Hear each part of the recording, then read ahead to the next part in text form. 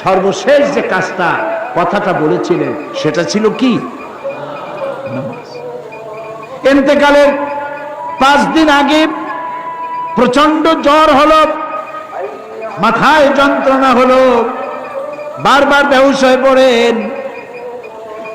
যে রাত্রে ইন্তেকাল করবেন সেই রাত্রে সাহাবায়ে কেরাম কেউ ঘরে ফেরে নাই, সবাই কাঁদতেছে। সকলের ধারণা নবীজি খুব তাড়াতাড়ি বিদায় হয়ে যাবেন।